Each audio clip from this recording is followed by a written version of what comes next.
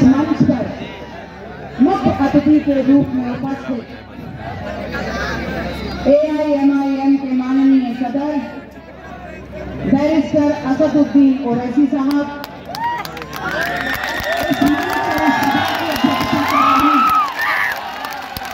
पटेल राजमाता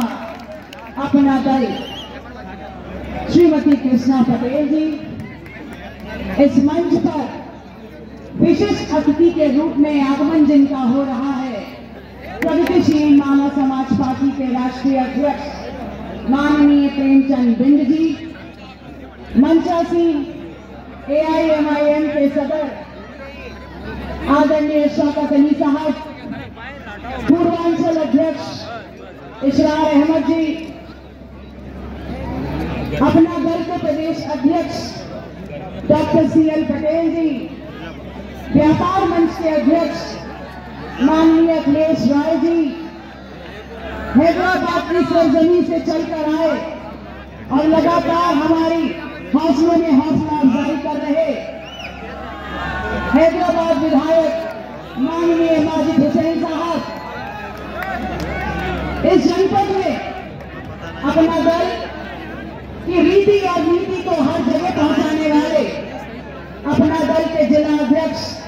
श्याम बहादुर जी, मंडल अध्यक्ष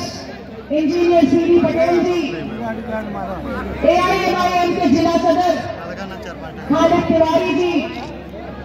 जिनका नाम ले पाए और जिनका नाम नहीं ले पाए, सुरक्षा में लगे सुरक्षा कर्मियों का,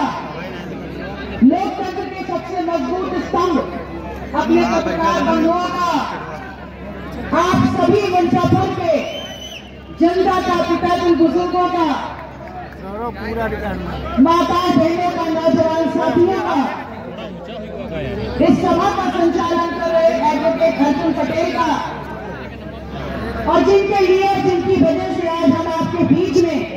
हमको ये मौका मिला है कि हम अपने विचार आपके बीच में रख पाए। ऐसे लोकसभा के सफर पे PDM अपना दल AIM के प्रत्याशी आदरणीय दौलत सिंह पटेल जी का आप सभी का दिल की गहराइयों से हार्दिक स्वागत, अभिनंदन, इस्तकबाल करते हैं। ये समझ लेना बहुत महत्वपूर्ण है कि ये PDM है क्या। ये PDM इस देश का वो पिछड़ा दलित आदिवासी मुसलमान समाज है जो जब अपने कंधों पे बोझा उठा लेता है तो PDM इस देश का समाज है जो दिन रात की मेहनत के बाद अपने खून को पसीने में बदल देता है, तब इस देश का इतना बड़ा खजाना बना के इस देश को सोने की चिड़िया का नाम दे देता है। और जब ये पिछड़ा दलित आदिवासी मुसलमान समाज अपने वोट की ताकत से सरकार को बनाने के बाद इस सरकार से अपनी हिस्सेदारी, अपना हक मांगता है, तब ये सरकार इनसे कहती है कि अभी आपको इंतजार करना पड़ेगा, अभी आप कतार में खड़े हैं। अरे कतार में तो हम आजादी से 75 सालों में खड़े हैं और लाइन में लग के इस संवैधानिक अधिकार, अपने वोट की ताकत का इस्तेमाल करके सरकारों को बनाते आए हैं, इस उम्मीद के साथ कि सरकार आएगी तो हमारा भविष्य उज्जवल होगा और हमारी हिस्सेदारी, हमारा सम्मान का वाकिफ हिस्सेदारी हमको मिलेगी। लेकिन आज इस देश में परिस्थितियां देखिए, आज इस देश की परिस्थितियां ये हैं कि इस लोकतंत्र के चुनाव में आज एक परसेप्शन का गेम चल रहा है, और वो परसेप्शन ये है कि आमने सामने की लड़ाई सिर्फ NDA में है और इंडिया अलायंस PDA में है। अरे मैं तो कहती हूँ कि इन दोनों के बीच में लड़ाई हो ना हो, लेकिन आपसी समझौता जरूर है कि जहाँ PDA कमजोर पड़ जाएगा वहाँ NDA को बढ़ा देंगे, और जहाँ NDA कमजोर पड़ जाएगा वहाँ PDA को बढ़ा देंगे। लेकिन ये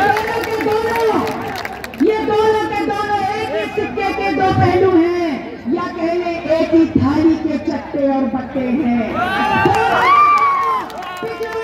आदिवासी मुसलमान का 100% वोट चाहते हैं, लेकिन हिस्सेदारी के नाम पर आपको अंगूठा दिखा देते हैं। मैं आप लोगों से कहने आई हूँ कि ये जो बीजेपी वाले हैं, इन्होंने 2014 में इस देश के आम आदमी से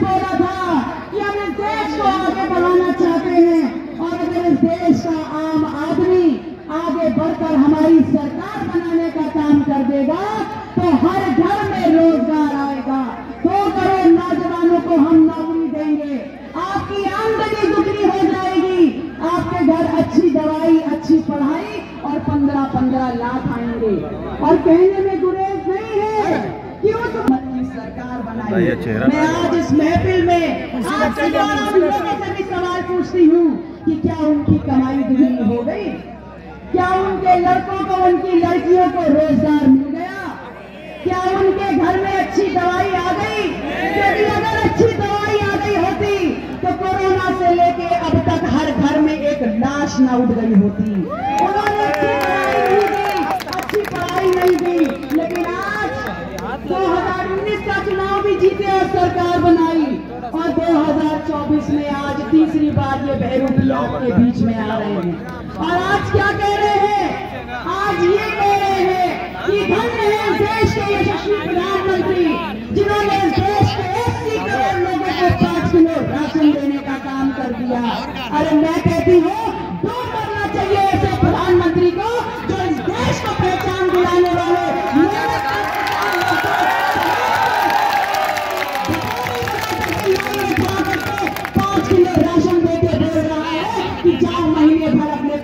गुजारा कर लो। और कोर्ट में खाद समझ लीजिए कि 2000 रुपए का पत्ता दे करके बोल रहे हैं कि हमने किसान को किसान सम्मान निधि दे दी। अरे देश का 64 लाख खेत खलिहानों में छुड़ा हुआ किसान वो आदमी है जो जब खेतों में उतरता है तो इस देश का ही नहीं पूरे विश्व में भी लोगों का पेट भरने का काम करता है। और इस देश की सरकार उसकी ताकत लेकर के बनी है और उसको भिखारियों की लाइन में खड़े होकर के 5 किलो राशन दे रही है। मैं कहती हूँ, मैं फिर भी कहती हूँ कि अगर 5 किलो राशन दे तो 5 किलो ले लीजिएगा, 10 किलो दे तो 10 किलो ले लीजिएगा, 2000 का पत्ता दे तो वो भी ले लीजिएगा, 20,000 का पत्ता दे तो वो भी ले लीजिएगा। ये इनके बाप के घर का नहीं है, ये आपके और हमारे खेत खलिहान और नोटबंदी के बाद जो हमारी लोगों से कहने आई हूँ कि आज ये देश इस लोकतांत्रिक व्यवस्था में हमारे संवैधानिक अधिकार जो संविधान ने वोट की ताकत दी है, उस वोट की ताकत को एक राम को लाने के नाम पर मांग रही है। अगर ये एक राम को लाने के नाम पर इस देश की इस लोकतांत्रिक व्यवस्था में हमारी संवैधानिक ताकत अपनी सरकार बनाने के लिए कर रहे हैं तो एक सवाल तो उठता है, एक जायज सवाल तो उठता है कि इनकी लड़ाई आपको वोट मांग रहे हैं एक राम को लाने के नाम पर, और हम इस देश में हमारे घर में जिसको 9 महीने कोख में रख करके हमने पैदा किया है उस जिंदा राम रहीम सतबीर